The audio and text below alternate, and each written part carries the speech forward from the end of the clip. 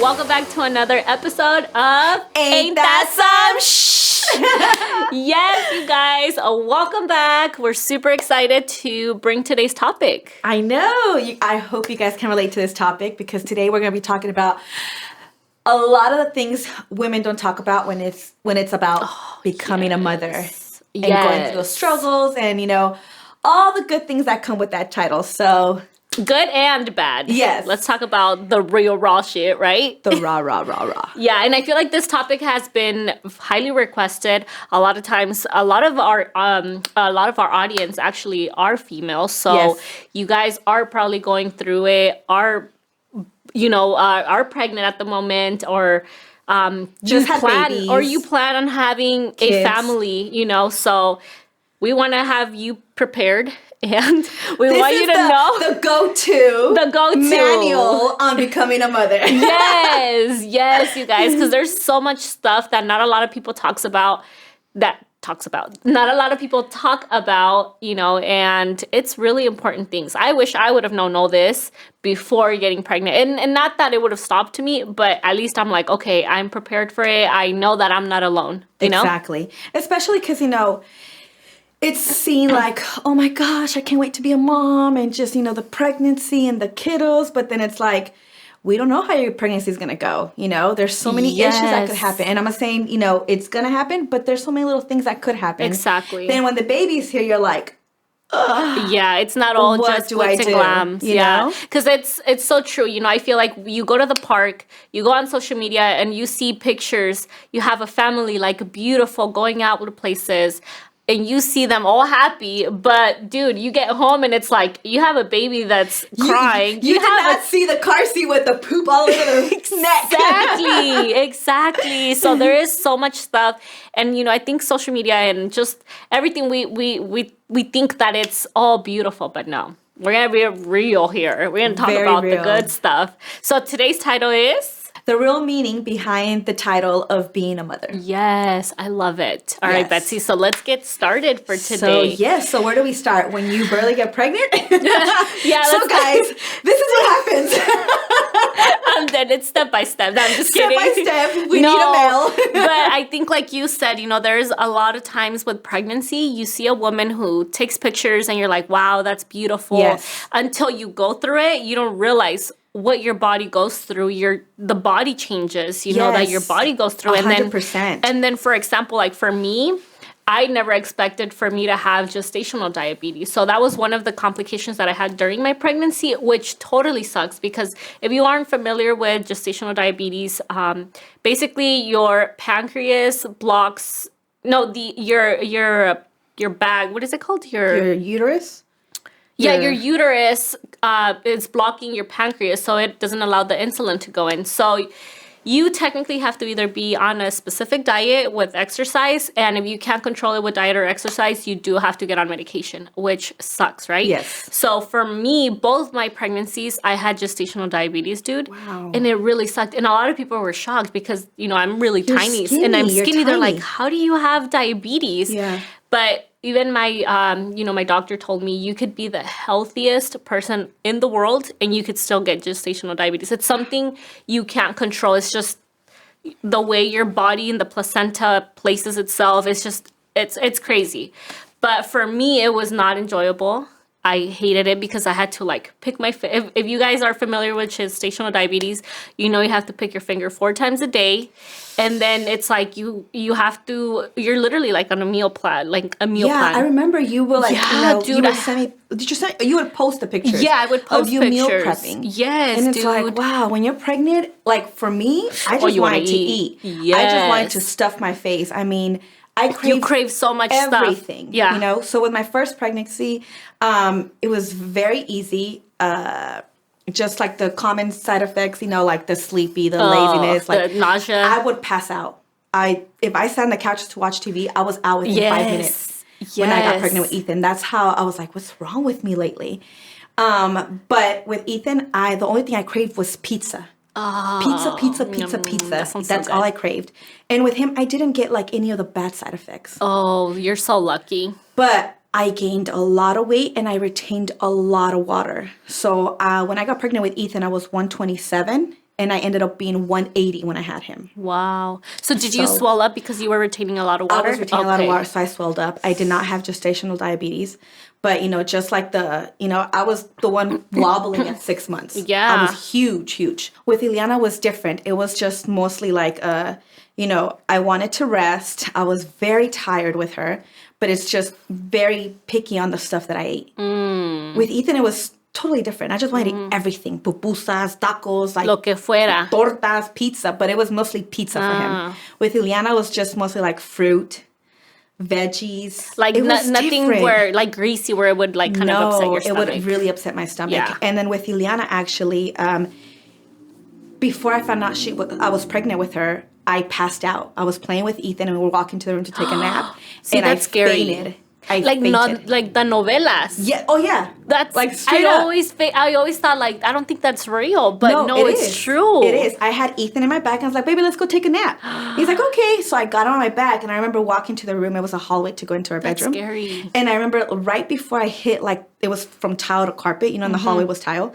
I remember like slowly like my vision getting blurry, and as soon as, thank God I got to the carpet though, as soon as I stepped to the carpet into our bedroom, I passed out. Like I could see, like it's just so crazy, you lose control of your body. Like I could see it in slow motion, but I couldn't control it. Oh my gosh. And so I landed on my knees and Ethan fell off, but luckily he didn't hurt himself. Yeah, and it was the carpet. Yeah, it was the carpet, and I could hear him from far away, mom. That's but very far away, dude. And I woke up and I was like, what just happened? Like I did not know I was pregnant. And I called David, and a couple of days later, I started spotting. But it was not like a regular spotting. It was just like, very bien pink. Poquito. And I took a test and I was pregnant. So that same day I went to the doctor, and due to the fall, the placenta detached. Oh, no. So there was a high possibility I was going to lose Ileana. So I was on bed rest most of the pregnancy. Oh, my gosh. And see, finally, that's hard. Yeah. And finally, once I got towards the second trimester, I was able to do things, but it's still very, moderate. And the placenta was able to attach again. Wow. So that was with Ileana. That's crazy. It was crazy. Each pregnancy is different. It's so different. Very different. So different. Yes. And even if it's, because a lot of times they'll say like, oh, if it's a girl, you get these symptoms and you get these cravings. But no, because every pregnancy is different. Yes. I mean, you have 2 girls. So I'm sure you experience different things, right? Yes. And then with Ethan, I couldn't be around my husband. That's crazy. I think I told you this. Yeah, I couldn't stand the way he was breathing, the way he would eat his food, the way, even after we take a shower, the way he smelled. Like it was just a scent that I could smell. And you were just like, ugh. And then I would look at him and be like, can you stop chewing like that? And then he's like, what? He's like, I'm just eating. And we would go to sleep and we would lay down. Can you not breathe? And I was like, why are you breathing so loud? And he's like, what the hell? What? Yes. That's so crazy. And that was with Ethan. With Ileana, it was more like I did want to be around him. I wanted for him to hug Más me. como amorosa. Like more amorosa. Like I wanted him with me all the time. Wow. With Ileana. And with Emma, it was just a completely different pregnancy. With Emma, it was a lot of the depression. Oh. I did not enjoy the pregnancy. It's crazy. And I don't know if you guys can relate, but with Emma, I was already having problems with David. And when I was 3 months pregnant, him and I decided to go separate ways. So that's when I moved to California. And with that added to the pregnancy, I was in a really bad state. Yeah. I was in depression. And it wasn't nothing like my other pregnancies. In my other pregnancies, when you're pregnant, you're like, oh my gosh, my baby. And you want to hear, I would even buy like the Dopplers and stuff like that. Yeah. I couldn't wait. I would buy clothes. With Emma, I didn't feel that same connection. I even told my mom, I was like, You were really going through depression. I was going through depression. I was like, Mom, I don't feel the same. I don't even know if have a connection with this baby. Like, I wouldn't say I didn't love the baby, but it was just not It's just there. not the The connection. motherly feeling, the feeling, love. Yeah. Oh and my gosh, that's she so knew crazy. She knew I was going through depression, and my mom was like, "Well, look, she's here. If you still feel the same after she's born, I'll take her." That's how bad I was in depression.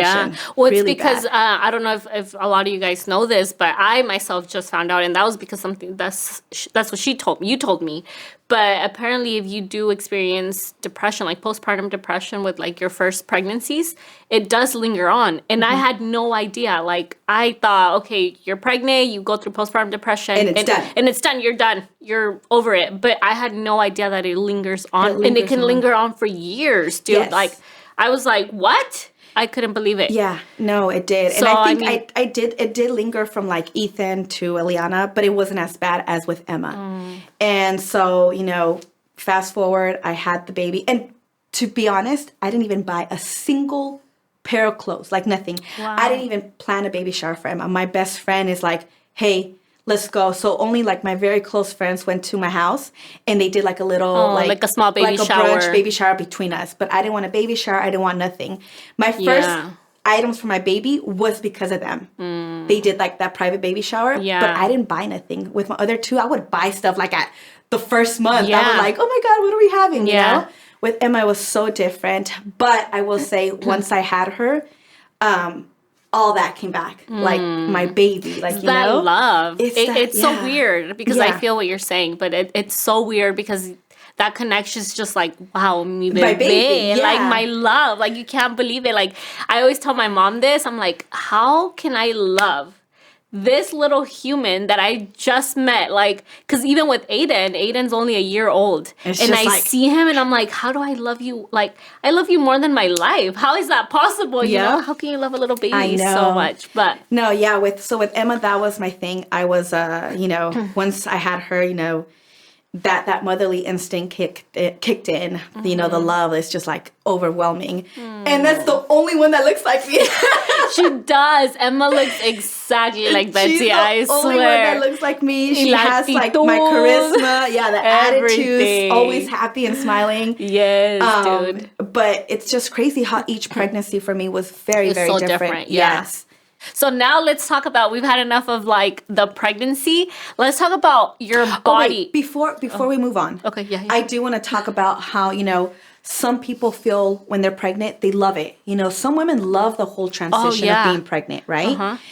And some people have a very difficult time. Exactly. I had a very difficult time on my last two pregnancies. With Ethan, it was just our first one, so it's just like all the emotions. You're embracing everything. Exactly. Yeah. But with Emma and Ileana was a very different pregnancy. It was just, I didn't like to be pregnant. I was on bed rest, the nausea. So be easy on yourself when you're going through a stage 100%. because every pregnancy is different. It's not going to be the same.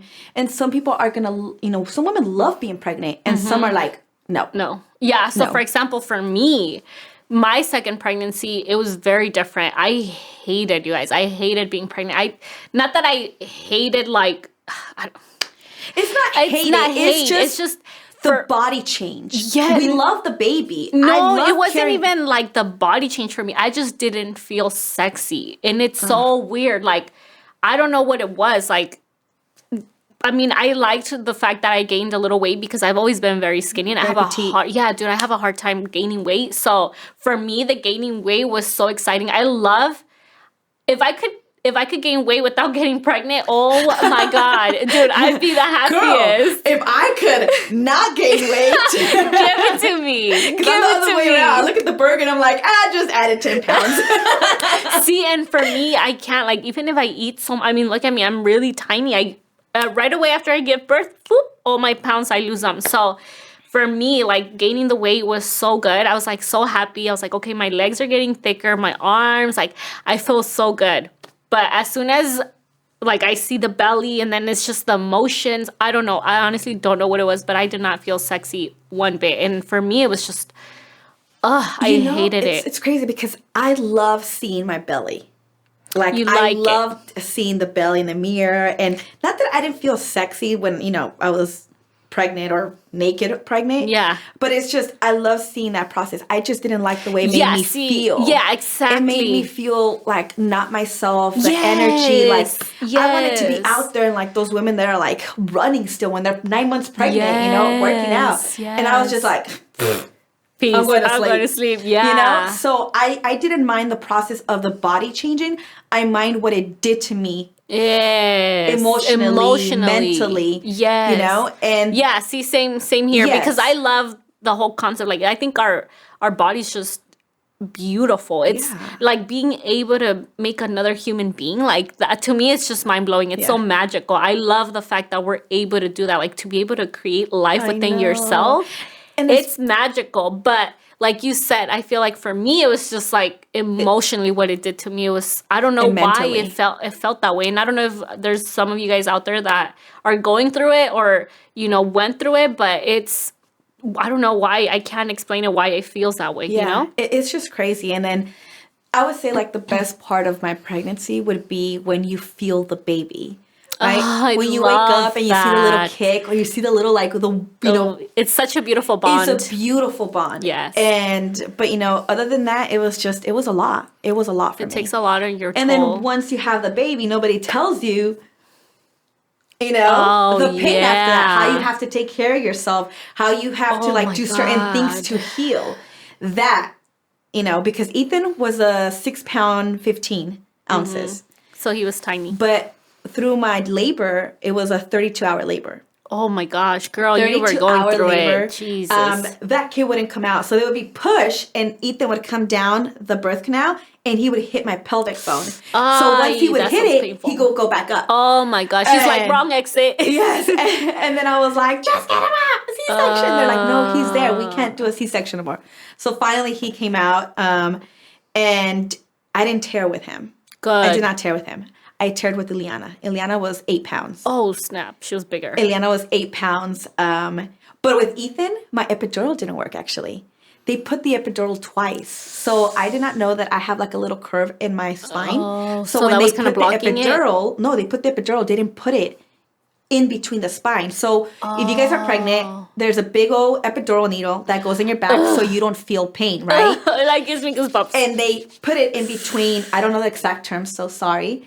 But in between the two discs, right? So you can numb that area. I'm all like cringing over here. When they put mine, they didn't put it in the middle. So only half of my side fell asleep. Oh my gosh. So by the time the anesthesiologist came back in and redid it, I felt everything. Oh my God. I felt from where the head popped in, the shoulders and then the hips. legs. Oh my God. Like I know the feeling. I know it. It feels it feels like you know, like they're swimming out. So I felt everything with him. But after you give birth, you get cramps. Really bad cramps. The uterus starts contracting. When they're breastfeeding or you put them on, your uterus start contracting so it goes back up to, back to normal.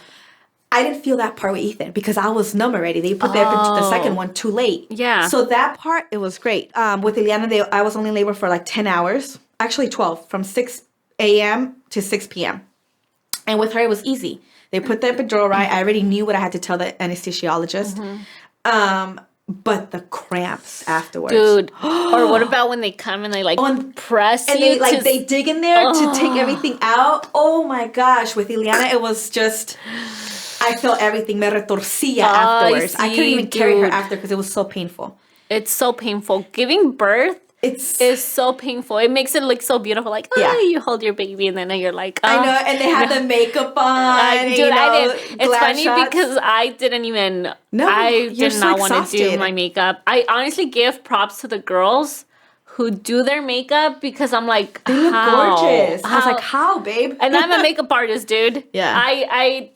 I was just like, I can't. No, I can't me neither. I had like broken vessels in my face, everything. I have pictures of us, of me, Jose, and Mila when you know how they come into your hotel room and like they'll do pictures? Dude, I look like I got ran over by a bus. Dude. I'm like this. No, I'm not kidding. Dude, you're like that, and I'm like hinchada. No, like, I was swollen too. My nose is huge. Dude, I had freaking eye boogers. Okay. Dude, I had busted vessels in my eyeballs. Like, Dude, that's how bad I was with Ethan. It's so crazy. They don't tell you this stuff, right? They don't tell you none and then of that. With Emma, I was like, with Emma, I want quiet. I want peace. I don't want nothing. Yeah. And so I ended up going all the way to 6 centimeters. With Emma. They put the epidural.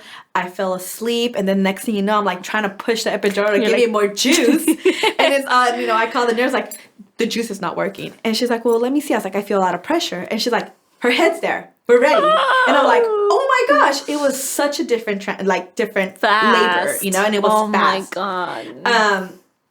But yeah, so after you have them, you have to heal down there. You have to put that spray to numb it. You have to clean it with witch hazel, everything. The big pads. The big granny pads. So be gentle on yourself. If you're having a baby, you're going to have a baby. Reach out to your friends that had kids so they could guide you through the process. Yes. I always guide my first-time mommy friends. Yes. I take them a basket with the stuff she needs. Mm-hmm. Nobody tells you need the nipple cream. Dude, if you breastfeed. Yeah, nobody tells you that. My nobody God. tells you have to massage it so you don't get mastitis. I suffer from that so many. With Aiden, that's the whole reason why I stopped breastfeeding, because it was almost every 2 months that I was getting mastitis, dude. It's so painful. It's so painful, especially because since he was a baby, he wouldn't latch on. I think it's because, the first time with Mila, it was such an easy transition, to breastfeed her. It was so easy for her.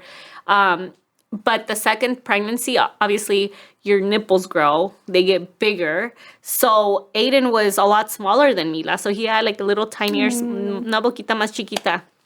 So every time he would latch on, the milk was just too much for him. It would overflow. It literally would come out through it would come out through gushes. You had a fast flow. Fast flow, dude. Do you know that there's shields for it to be slow? I didn't know that. Yeah. So I went with the lactation consultant because every time I would breastfeed him, and I should have vlogged this, but when I would latch him on, I would always have to use either a bib or put little trapitos around his neck or something.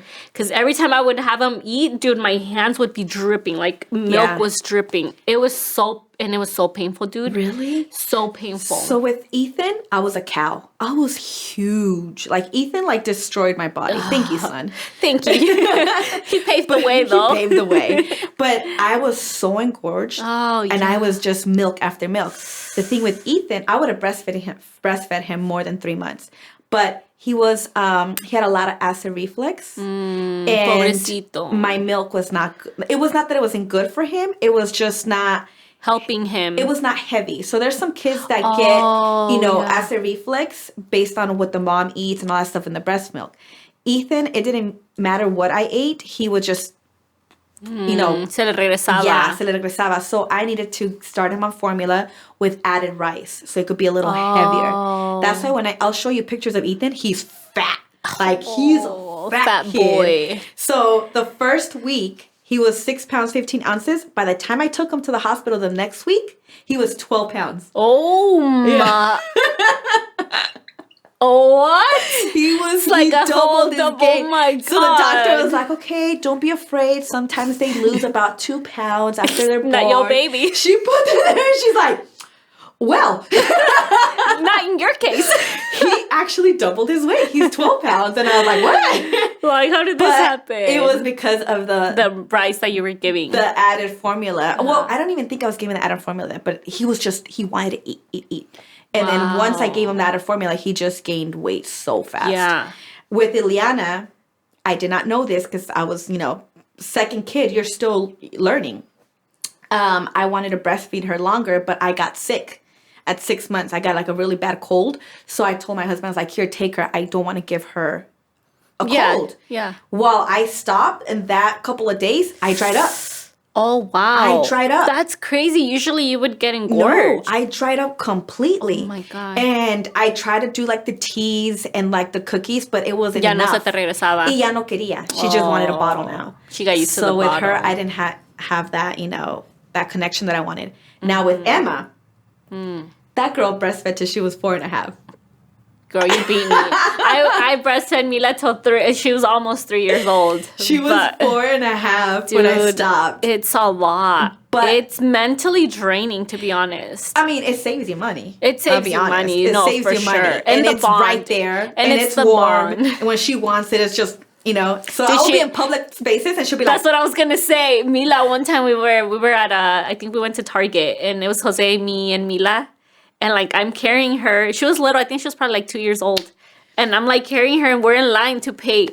Tell me why this little girl grabs the shirt and just goes and my bra, I literally, and I was like, oh my god. Yeah. She's like, Chichi, mama, Chichi. And I'm like, you don't. Yeah. Luckily, nobody saw, but even it was like, Mila, don't do that. Yeah, and like, they don't know. That's obviously their food, not. right? Yeah. Emma was the same way. Like, she would go and she would like, oh, mommy, and she'll hug me, and then she'll like start creeping in there. Manita. And then she'll like, and she'll just latch on. And the other hand is like caressing the other nipple, getting it ready for the next meal. Warming you up. This is the stuff nobody tells you guys. Exactly. But the bond, but I will tell you, the bond between me and Emma, completely different from other two.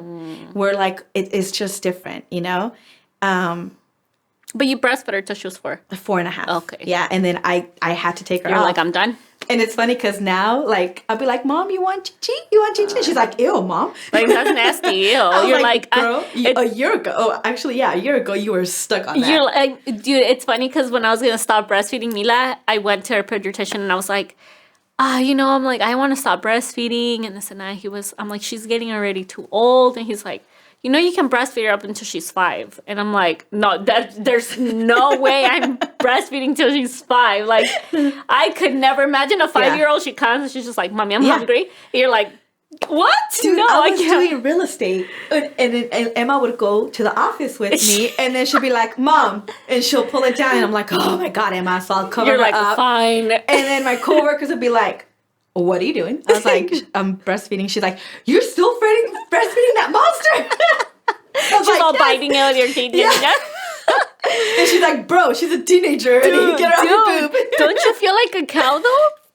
I feel swear, used with Emma. Exactly. I feel so used, but she also destroyed the boobs. Yeah, dude, let's talk about your boobs. They're destroyed. Whole under. Yeah. Like, what happened to those like nice perky ones? boobs? Now, like, you lift up your hands, and you're like, oh, I remember when they were up there. Hey, how's it going down there? Guys, I miss you. I'm dead. No, but it's true though, dude. Like, this is so crazy because literally that's what your body goes through, and dude, your stomach. I envy those girls that bounce back like this. Yes. With their stomach, like no stretch marks. No, girl, even though I'm petite, I had the biggest belly ever. People be shocked. Like, you see me from behind and you're like, oh, wow. You didn't look pregnant from behind.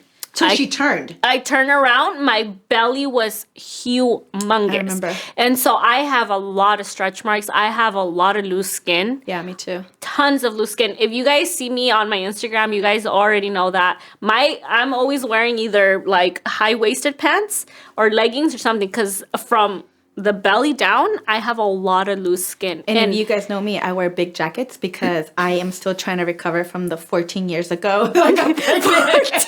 I still have that weight. That baby weight. It's still there. That teenage weight now. But yeah, your body goes... I mean, I have stretch marks. Luckily, there's different types of stretch marks, right? They're the red ones that look like somebody scratched the crap with you. And mine were just white. So... I have stretch marks. Your hips. My thing was my hips and my butt. I really believe I carried my growth in my butt. Oh. Because that sounds wrong. Let me tell you a story. This is so funny that you just said that because one time we went to the store with Mila. I don't know if I told you the story before, but we went to the store, right? Mila was little, but she can already speak. She knew how to communicate herself. And I'm like pushing her in the cart. Well, there's a girl, right? She has like big butt. She's small waist, big butt, dude. Like she's got the flattest stomach, but the biggest butt, right? And I'm like, damn, it's just one of those girls that you're just like, girl, like all you have is butt. Yeah. And so I'm like pushing Mila. And the girl's on the phone, and, she's, like, going through the racks. And Mila goes, Mommy, she's got a baby. And I'm like, no, baby, she's pointing at her butt. Oh, my I'm gosh. like, baby, no, that's not a baby. And the girl's, like, looking at me, and I'm like, I'm so sorry. And I'm, like, pushing her to the other side. But that was so funny because she saw the bump. So she's like, she's got a baby in her she must have had a big butt. Dude, she had a big butt. Yeah. But I was like, damn, girl. Yeah. Can you, like, pass them on here? Like, come on, like, girl. No. But that's why I was laughing because Yeah. you're like, I carry them in my butt. I really do believe I carried him, like, because my hips grew, my butt got bigger. And you got all the stretch marks with that. And I actually got more stretch marks with Emma than I did with the other two. Oh, okay. With the other two, I didn't have stretch marks. I did have, like, the little loose skin, like, we know where it shrivels. Sí, como un globo. You blow it up, and it's just my shrivels. stomach. Yeah. But with Emma, because I carried her so low. It was mainly down here. It was mainly down here. So with Emma, by the 6 months, I was just like, I can't, because she was too low. So I have more, that's when you have, like, the fupa. Dude, isn't it hard to get rid of that? Like, it is. I mean, I'm skinny, and I still have that little baby pooch right here. I'm like, it's very hard. It's just doesn't go away, and I'm fucking skinny. I'm all skin and bones, dude. I'm like, what? Well, that you could disguise it. I could disguise it. So that you could tell it's there. Hey, but see, you guys, I love this because you get two perspectives. Like, a lot of times, a lot of heavy women out there or thick women are always like, oh, I wish I was skinny because this.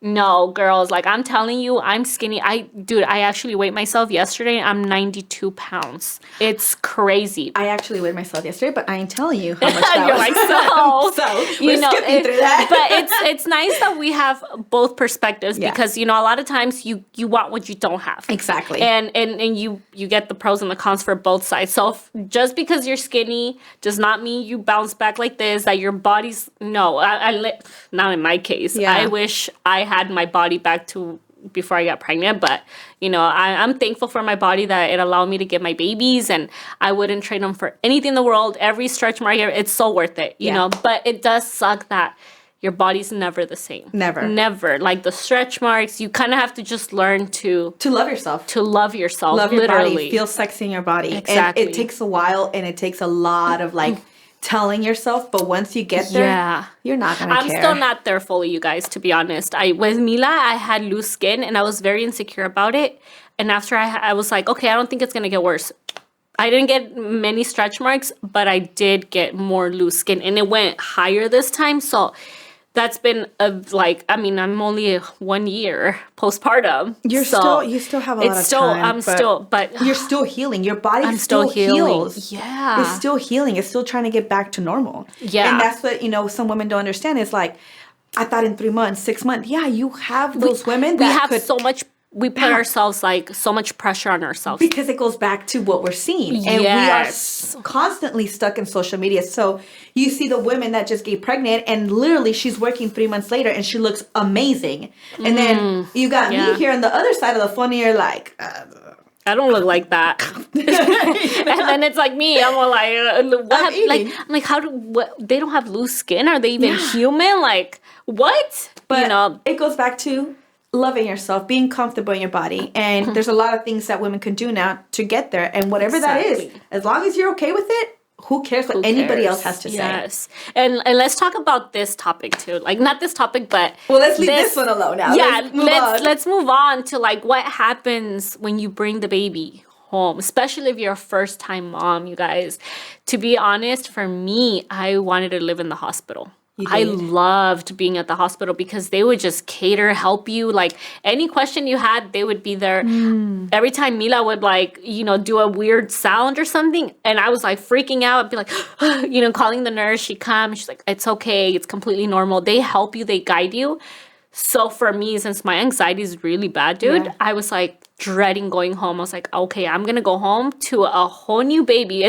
Being a first-time mom was like, oh my God, like, what do I expect? Like, she does all these weird, newborns make some funny noises that, like, I remember I would freak out because, they don't have muscle control. Like, they can't control their muscles, like, in their eye movements. I remember Mila would go like, she would literally do that. Did your kids not do that? Tell me that's not true though. Dude, the babies, they're sleeping and they'll go like, they'll open their eyes and then they roll them. I would freak out. That is true. It's true. And it's funny because they're sleeping, right? And they can't control their eye. They can't close it, right? So there's times that you're like, oh, baby, you're awake. And they're actually asleep. They're like, yeah. And then they're like, and then they go.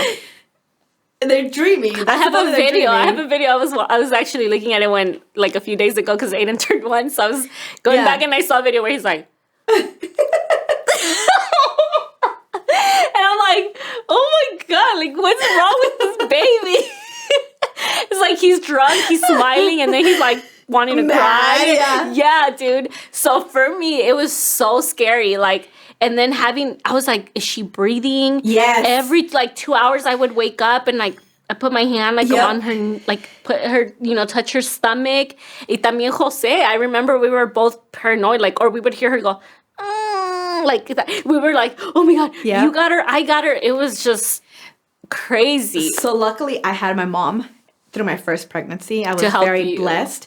So she would tell me what to do. One of the nurses told me before I brought him home, because that was one of my what I was afraid of, because I was reading what could happen after pregnancy. And then SIDS came up. SIDS is when a baby, what's the right term? Yeah, que se ahogan en la cuna. Yeah, so they literally pass away while they're sleeping. So that's scary itself. That stayed on my mind the whole time. Yes. And I explained that to the nurse, and she's like, don't worry. What I recommend you to do is get a little mirror and put it right there. Don't touch them so they don't wake up, but put it right there, and if you could see the fog. The fog. That's a smart idea. So with Ethan, I was like, you're leaving the mirror. Yes, and then there's times that you're looking at them, right, and they stop breathing. And you're like, Ethan. And then they're like all startled. I know, what just happened? You're like, just kidding, baby. Shh. Yes, and I'm like, sorry. But that's been my biggest fear when I had a baby. And then even with Emma, I had her and I was by myself the whole time. My mom lived close and my sisters would come, but it's nothing like when somebody is there with you, right? So with Emma, it was just me and the 3 kids, and I was so tired. I remember I was so tired. It was the second week I was there, and she was breastfeeding. You guys, she literally rolled out of the bed. She was like, bloop, and I'm like, oh my God. And, but that happens because you're just so sleep deprived. I mean, I did not think that when you go into labor, that's the last time. Whatever you had a good night's sleep the night before, that's as good as it's going to get, because I was like, okay, once, you're in the delivery room, or once you actually have the baby, I'm like, okay, you go back to sleep. No. Yeah, no. Every 2 hours, the baby keeps crying, and then cólicos. Oh my God, there's a lot that comes with that, and you're just sleep deprived.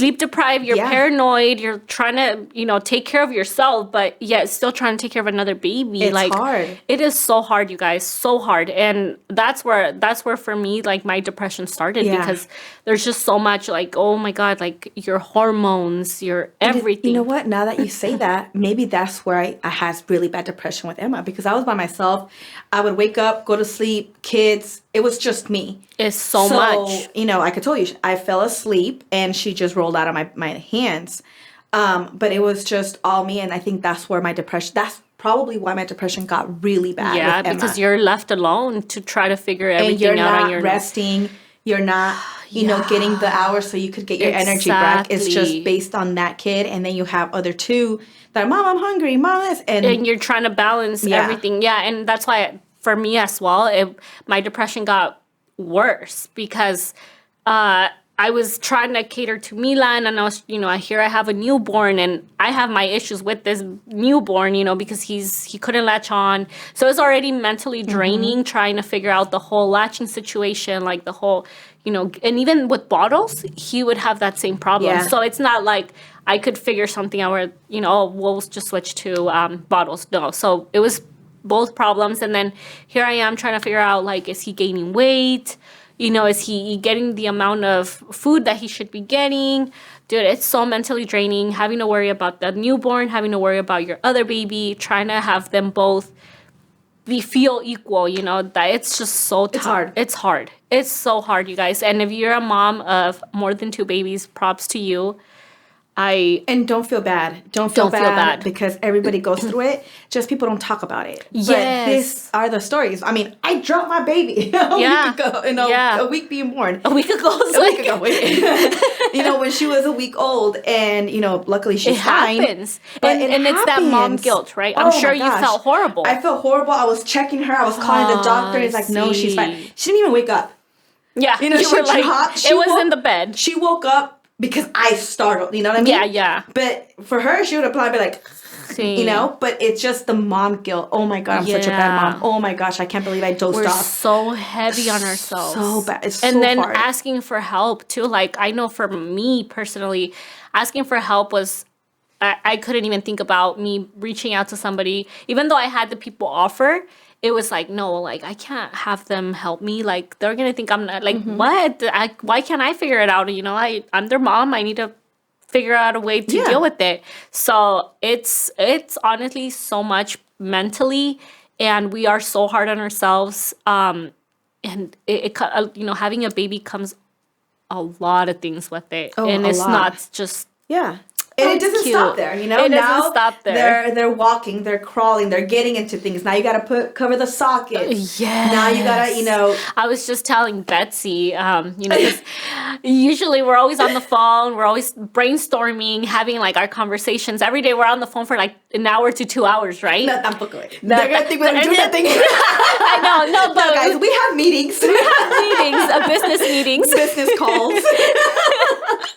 like dead. They don't do shit. They're like, what the fuck, 2 hours on the phone? No, it's but brainstorming, meeting, putting stuff together because we have so many plans. For this podcast. Yes, more than just the podcast. Exactly. There's more things to come. So we have meetings about, you know, what we're doing. We write them down so we could come back to them. So it's not, you know, it's not like maybe just like, you know, we'll throw kids in there and stuff like that. But you know, it's a lot of brainstorming. Yeah. But you were telling me. I was telling you guys that, you know, we always try to communicate with our business and everything. So it's funny because, you know, lately she's been calling me and I'm like, girl, I can't even answer my phone because Aiden just hit 1 and I swear I don't know what happened. I'm like, it's from like night and day where he's like 24/7 he wants to be walking. Yeah. And it's like I have to be running after him. Like I have to be holding him. Physically, like holding him. Does he cry when you don't hold him?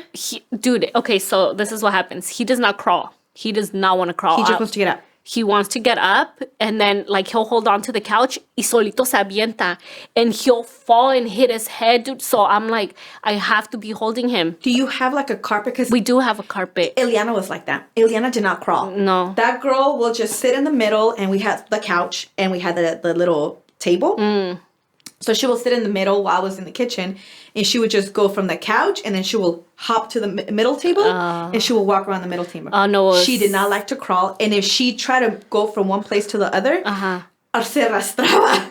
She's like, como pueda, but I'll get there. She se arrastraba, but she didn't like to crawl. See, that's the same thing with him. So now I'm like, and my mom, the days that like when I have to work or I do things, my mom is the one that has him. So ella lo malacostumbró to where she'll like, not to carry him, but she'll like hold him from, she does like a little harness on him. Agarra su rebozo y se lo amarra así. Like, I don't know what she does. Yes. And she'll like hold him. Yes. And then he's like walking and she's just, you know, holding him. You know what you should do? Have you seen they're like a bungee thingy? Yeah, I've seen and it. You put it in the ceiling and they could just walk, you know, it's like a little bungee and they're walking around. Oh. Yes, you haven't seen it? Oh, they I've put seen it on the doors. Yeah, I've seen that one. But he has a jumper where he stays, but él quiere andar caminando, agarrando everything, dude. So, oh my God, like he wakes up, I'll put him in the walker for like 15 minutes max, and then he's like carrying me. I get him out, and then like if I hold him, no, he's like se jala así, dude. If I have him sitting down and like comiendo, he's like, you know, and he wants to get off, and he wants me to be holding him. So every time I can't even answer my phone, I'm like, what's free time? Yeah. You know? She'll call me like at nighttime. Like at nighttime, and she's like, sorry. Or she'll text me. What did you text me last time? I can't call you because Hayden's sleeping and he's been all over the place. Yeah, you guys. And, I'm tired. when he takes a nap, he's been napping once a day too. So I'm like, before he went from like 3 naps, 2 naps to now 1 nap a day. And so when he does nap, that's when I'm like, fuck, like I gotta clean. Yep. I gotta get the whole house situated. I gotta go pick up Mila from school. I gotta do everything, Yep. right? So I'm like, I know. the time I'm like, okay, he's still sleeping. I finished cleaning. I finished doing everything. I'm like, okay, let me sit down for 5 minutes. He's and up. I sit down and I'm like, okay, let me put on my, like a blanket and escucho. "Ah," and I'm like, That's it. all right, That's being it. a mom. That's it. And here I am again. Yep. Caminando. Vámonos. Dude, my back be killing me though, because I'm like this. But you're gonna have to like cut that out, or else he's gonna keep you like that. Sí, but the thing is que ya está acostumbrado así with You're my gonna have mom. to break it. You're My gonna have mom to lo break tiene it. bien mal acostumbrado, dude. That's her baby. Yeah. If you guys know, moms, if your mom is like that, like, I don't know if it's like an old school thing, but my mom, she's like, no, Not es my mi mom. niño, dámelo, es mi niño. Like, si no yo dámelo. Like, si lo regaño, oh my God. Are you it's listening over. to this, Mom? I know, mommy, I know. Mom, are you She's gonna be like, listening ya no te voy a ayudar con My tus mom niños. is so different, dude. Well, my mom still works. My mom has 6 kids. So I have 6. My mom had brothers. 5. Yeah, so, but she was like, no, I'm done. Tráemelos un ratito and then go. So when I want to go do Sí. something, she'll be like, where are you going? I was like, oh, I'm going to go here. Okay, Betsy, only there, okay? And then you In come 5 right minutes, back. come back. Y te aprovechas y te das otra parte. And then I kind of do. Yeah. And I'd be like, hey, Mom, everybody's going out here. No, Betsy, Yo te I'm dije. tired. Yo te dije nomás ahorita. And then she'll be like, Oh. okay, pues ve un ratito. But, my mom is completely different. She's The complete My opposite. mom is, she will be there for you. She'll motivate you. She'll call you on her shit, but she's not like that motherly, like, oh my gosh, Ay, my no, mi baby's... mamá es así. Your mom is like that. Oh, mi My mamá mom is just hasta me lo roba. my mom is not like that. My mom is actually funny because with Emma, she'll be like, Emma, go pick this up and go clean up where you guys, make a mess. And she will. But when it comes to Eliana, I was like, Eliana, go do that. And she's like, no me haces esa cara, no me haces esa cara. And Eliana's like, oh. She's like, más enojada. And then my suegra is completely different. My suegra lets them do whatever. She's like That's my mom. That's the love, no los regañes. Sí, no le hagas dude. nada. Mi Déjamelos. mamá. Oh my gosh, suegra, Sí. I can't. Mándamelos, See, that's my mom, dude. So my suegra's like your mom. Sí. My mom is just like, I love you for a little bit, go. Yeah. No, mi mamá And me she los helps me a quita. lot. She'll be And- like, dámelos. Yeah, no, my mom helps me a lot. I can't, what I'm doing right now with all my busy schedule. She's there. In the weekends, she's there for me. My aunt helps me a lot. If it wasn't for my aunt, like last year would have been so much more difficult. So thank you guys. But no, nobody tells you that. And then wait, fast forward to that. Now they're going to school. Now, and nobody tells you how you have to juggle this, right? So it was funny because I was just talking to one of my friends. It's like, she's just had a baby, and she was like, nobody tells you how your life changes when you have a kid. You have the husband. She has a beautiful relationship, but you have the husband that gets up, gets ready, and goes. But now we focus to the mom. She also works. Exactly. Mom has to get up, get the kid ready, feed them, make sure they have diaper bags. They have diapers in the bag. Make sure they have the ointment, the formula, the clean bottles, the wipes. For throughout the day. Throughout the day. Then you gotta get them ready, gotta get them clothes. Make sure they have extra clothes in the bag in case they shit all the way to the top. Nobody tells you that. Yes. And now you gotta take them off to daycare or to their babysitter, and then I gotta go to work. Oh, and I still gotta get ready in the meantime. And I still gotta make my lunch or Make my whatever lunch and it get is, ready. my breakfast. That's the women, right? Yes. That's what we go through. And the man is just like, bye, baby. Bye, mamas. Yes, I Out. love you guys. Have a good day. Yeah. So los hombres, I say like this. Los hombres no tienen cola que le pisen. Sí. Se levantan y se van. Y se van. And it's not a bad thing. That's what, they do. But the mom... Feel like, why is But that why? though? Like, why do I have to, why can't you take them and take them out and go to work, Yeah. And then I've seen how some couples actually do that. The mom gets them ready, the dad drops them off at daycare, and he goes to work. And then that's what I we would do. love that, but no, mine was the other way around. You guys never, it was just your responsibility mainly. I've been a home-stay mom for many years, with Emma is the one that I had to do that, and I was already separated. Yeah. But even if I had to do something, his work schedule, he had to leave at 3 a.m., 4 a.m. Oh, so that's it's so not hard. Yeah. So, but it goes back to the mom. Yeah. And guys, if you guys are watching this, help her out. When you get home and you take a shower, you're tired too. and I know you're tired. I know you've been busting your ass to provide for your family. Get the baby. Tell your wife to go get a pedicure. Tell her to go get a break. Oh, yes. Because being stuck at home, it's mentally draining. You're doing the same thing over and over. Then the kids are crying. Then the kids are fighting. Then the kids are hungry. It's a nonstop. My husband would go home, play with the kids a little bit and go to sleep.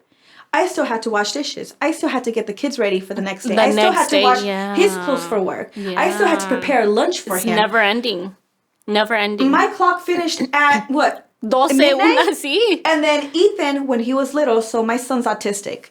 When he was little, he would wake up like every 2 hours, screaming, or that's so hard because he has something called restless sleep syndrome.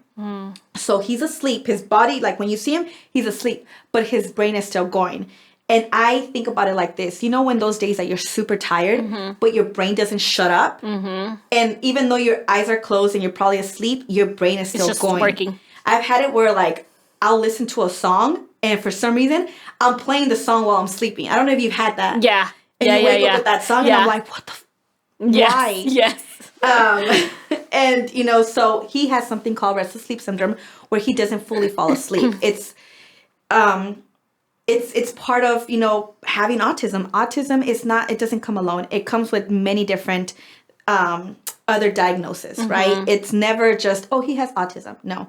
For example, wow, I didn't know that. Yeah, for example, the spectrum is huge. That's crazy. Huge. So my son is autistic with intellectual disability.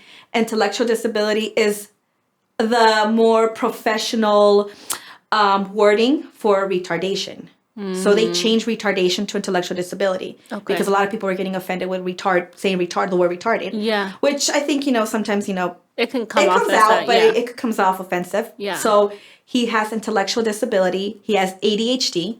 He has anxiety. Oh, pobrecito. So it's a lot. He has restless sleep syndrome. And he has something called cyclic vomiting. So, I remember one time he was at the hospital. Yes. So he has all this stuff. And when you're a mom, first time, that's my baby. That's traumatizing. So when we found out, keep in mind, we didn't find out he had autism until he was 9. So he was diagnosed way too late. I should have known, but I was in a small town that, I remember you talking about it. Yeah, didn't have the resources. So when I took him and I noticed something, they were like, no, he's just a boy. He's developmentally delayed. So Ethan started pre-K at 3 years old. And he wouldn't talk. He wouldn't make eye contact with you. Oh, actually, he would. He would make eye contact. Because he made eye contact, they would rule out autism. So back in the day, if the kid didn't make eye contact, it was, okay, you know what? He has that characteristic. He's autistic. But my son was interactive with people. He made eye contact with you. So they ruled it out. Yeah. And then the older he got, he started getting more little signs here and there. And finally, there was a doctor that listened to me. And I was like, look, now he's doing this and he's doing that. And he goes, has anybody told you about, that your son might be autistic? And I was like, no, but I know he's autistic. It's just something in you that as a mom, there is something wrong, and the answer or the bullshit they're feeding you is not correct. It's just, you just know your gut. You just know it. So when he finally told me that, I was like, thank you. Just put it in the fucking piece of paper. Diagnose him so I could get the resources now. Yeah. So finally that happened, but again, it was a small town and the resources were not there. So that's when I left and I moved to Texas. And in Texas, they also had some resources, but it was just, I was by myself. I was far away from my family. And that's how I was like, you know what? I started researching. Believe it or not, California has great resources for kids with special needs. And I came down here. My mom helped me out and she researched the schools. And keep in mind, through the whole process from he was 3 to 9, I'm fighting with schools. I'm fighting for them to teach him differently. For him, you just fight with everything while they're growing up, right? You have a teacher that he's saying he's fine. You have a teacher that he's saying that he's lazy, that he's delayed, that he has behavioral problems. Then they put him in a class with kids that are in a worse situation. And now you're trying to tell them, hey, my kid learns from looking at other kids, from other peers. It doesn't help. It doesn't help. You're putting him with the kid that's in a worse situation. In a worse situation. Now my son's mimicking that kid. Yeah. So it's making it hard for him to grow. Again, if you're an autistic mom, you could relate. There's no middle.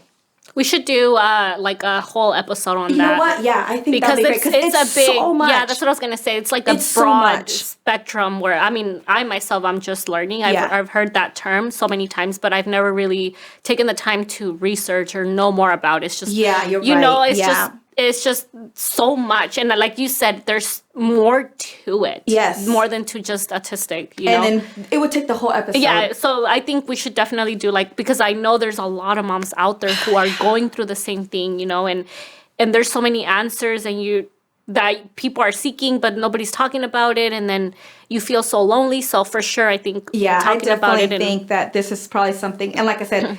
I'm using this platform to connect with people because when you have a kid like that, the doctors tell you, but it's just like a medically information term. But they really don't tell you the difficult things, the resources that you could get. Well, like how you were saying, you know, that you're cleaning up in the middle of the night and then you have him, you know, you're already stressed enough to, okay, I got to cook, I got to clean, I got to prep the things for tomorrow. But then you have your other baby who's crying every 2 hours and you're trying to be there for them. And it's honestly so mentally draining, you guys. Yeah. You know, I think a lot of parents or a lot of dads out there think, okay, I'm going to work. You're here at home with the kids. It's super easy. No, it's like I felt like I was cooking and cleaning 24/7. It's like by the time you're done cooking and you're like, okay, you're done cooking, you serve the kids. And by the time they're done eating, it's like, okay, mom, I'm done. I want a snack now. And you're like, okay, like I got to give them a snack. And then when do you have time to eat for yourself? You don't. You know, by the time they're done, you're like, okay, now I got to cook. I got to clean. You know, my mess that I made from cooking. You go and finish cleaning. By the time you're done, they made a mess in the living room. Yeah.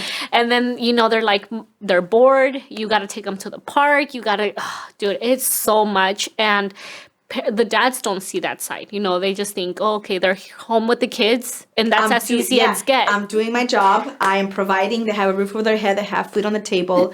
And they are home, present. But sometimes, sorry to tell you, man, you're present, but you're not present. Exactly. Being home doesn't mean you're present to your children. It's just your body's there. But if you're not engaging with them, if you're not, you know, doing things with them, you're really just a body at home. And that's, you know, one of the things that I've always talked about is like, you have your dad home your whole life. Yeah, but if you're not building that connection. When you go back and you think about that, it's like, what did I do with my dad? Yeah. Like, what special moments do we have, you know? And then my parents separated at a young age. So my dad was always, like, taking us places. Always, you know, being there for us. Man, this episode needs to go for a second half. I know. No, I think we definitely got to do a second episode. Because right now we're talking about... Like, we just went...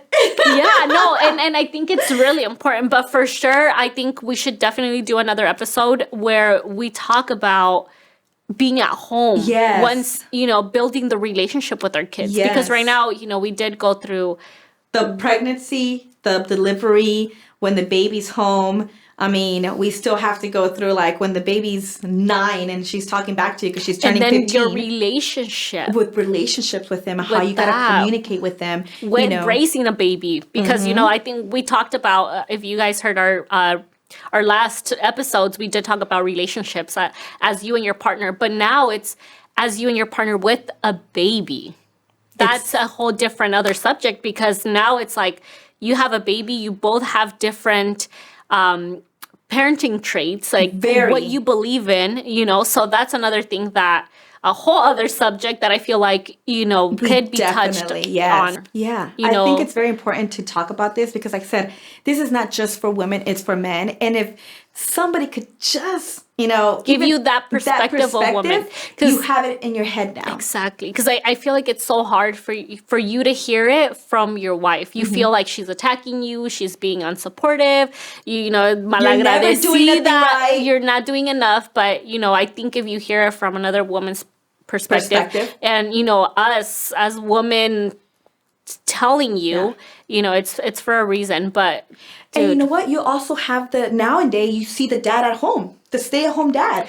And see, it's crazy. And now the woman is working. Women understand them. Because if women are going through it, they're going to go through it Oh, too because they're staying absolutely. home. Yeah. And there's some dads that are amazing. They're able to juggle both things, right? Oh, yeah. Are able to juggle the job, the wife, and the kids. And I takes a applaud lot. you because it's a lot. It is. But if you guys have, like you said, both different, if you guys both have different parenting traits, one was raised like this, one was another raised like this. It's hard. When it's time to raise that little one in the middle, you guys are going to butt heads. Pulling back you guys are and going to butt forth. heads because you guys are not on the same page. Yes. And as long as you guys are not on the same page, that kid is watching. He's observing. He's taking all that in. Exactly. You know? Exactly. So it's a lot. Yeah. There's so much stuff that we got to talk about. And I Yes. feel like as women, these are things that we wish could have more light into it because there's a lot that we mentally struggle with Yes. at home with the kids. You know, it's not all just beautiful, like have the kids go play soccer and come home and live that perfect movie,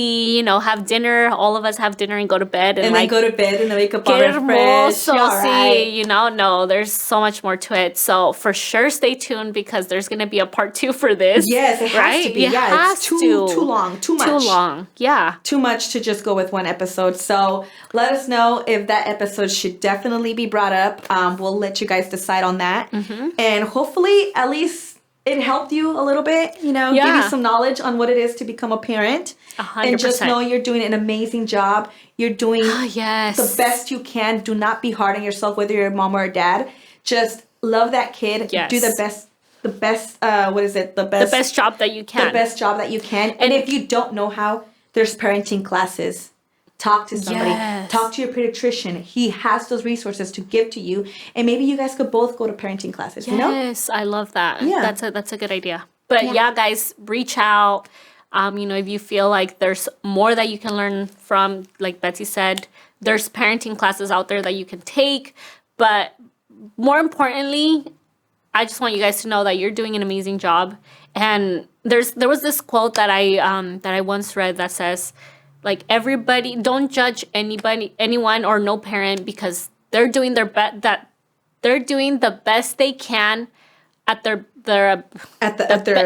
best. They're doing the best they can at the best of their ability with what they have at the moment. You know, so no, obviously, no parent's gonna want the worst for their kids. No. So, and each kid is different. So the kid's throwing a tantrum. Don't judge. Let them be. They'll handle them however walking. they want. Let the mom and the dad handle that. Keep walking. Yes, don't sit there and stare because you don't know if that kid, has special needs. Exactly. Or the mom's dealing with something. You don't know. So be kind to one another. Understand that everybody has a different story to tell. And we all just go through support. it. Just support, you know? Yes. So, yeah, you guys, I hope that this episode really made you feel connected to us, and not just us, but that you guys don't feel alone. You know, there's so many that we went through it. We're going through it. I mean, I have a 1-year-old. She has a little 4-year-old. Her youngest one. No, 5. 5-year-old. But, so and the we're in 9-year-old. this stage, and you have a teenager with the autism. So it's hard. You know, you're getting to see both sides of just a recent mom to having a teenager, all in between, literally, and you know, struggling with relationships and work, life. So gosh, I'm exhausted already. Yeah. Give us where's your vodka? The vodka? Can we get the vodka? Can we get a vodka? I don't drink. Me asking for it when I don't drink. You're like, I'll drink it for you. No, you guys, but thank you for tuning in. We hope that this episode really connected with you guys, and stay tuned for part 2, or let us know if you guys want part 2. And sorry we're all over the place. It's just there's so much. There's so much. You go from one thing to the other, and then you're like, oh, but this. Sorry, but Part 2 should be coming. So let us know down below in the comments section if you guys want a part 2. Yes. With raising a kid with your partner. Yeah. Right? Or by yourself. By yourself. Yeah, whatever. Whatever floats your boat, honey. All right, guys. So thank you guys for watching. We'll see you guys on the next episode. Bye.